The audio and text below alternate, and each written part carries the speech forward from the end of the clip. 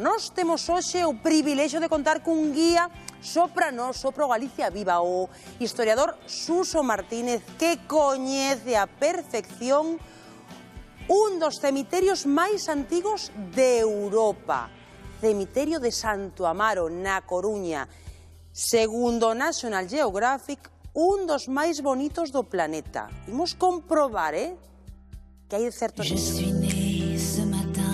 A peaxe para ver as mellores vistas da Coruña temos un prezo moi democrático e que todos imos pagar máis tarde ou máis cedo.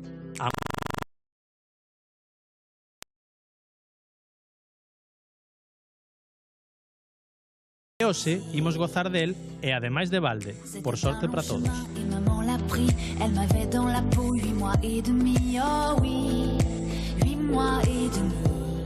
Moi bons días, Suso. A verdade é que impresiona entrar nun cemiterio con tanta historia. Sí, porque de feito este é o cemiterio histórico da Europa Atlántica.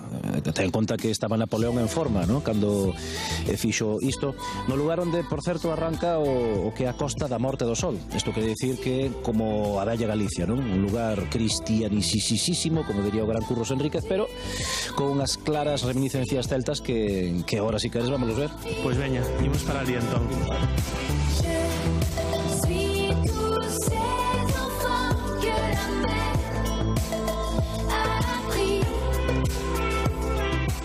Suso, un cemiterio do 1812 e, como dicías ti, estamos vendo aquí con símbolos celtas. Sí, en Irlanda chamaríamoslle a Morrigan, non? En Galicia temos a figura da Moura, unha figura redescuberta, non? Por esos escritores da cova céltica, estamos falando de Pondal, de Murguía, Martínez Salazar, e a Moura é a que leva, neste caso, a ánima do difunto esposo o alén, o máis alá.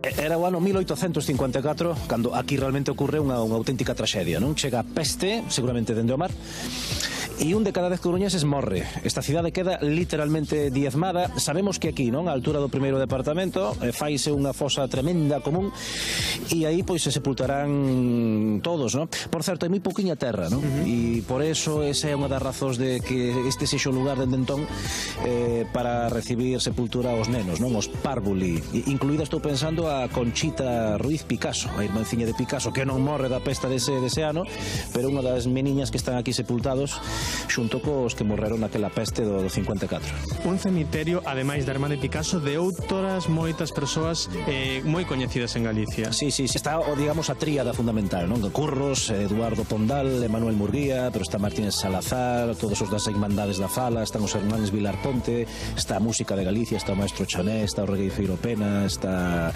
Mauricio Castro, quen non está en San Amaro.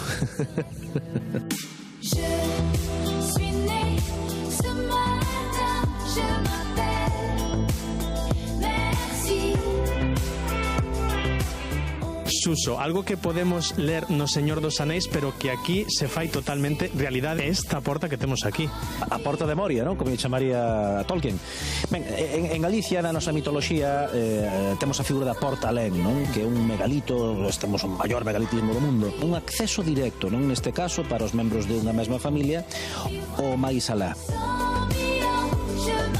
Bueno, pois unha das historias potentes que temos en San Amaro, como é o famoso corazón do general Francisco Javier de Espoz e Mina, non?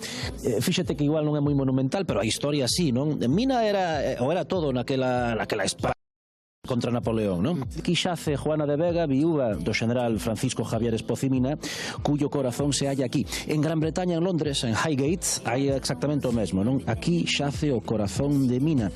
Dúas historias similares, non?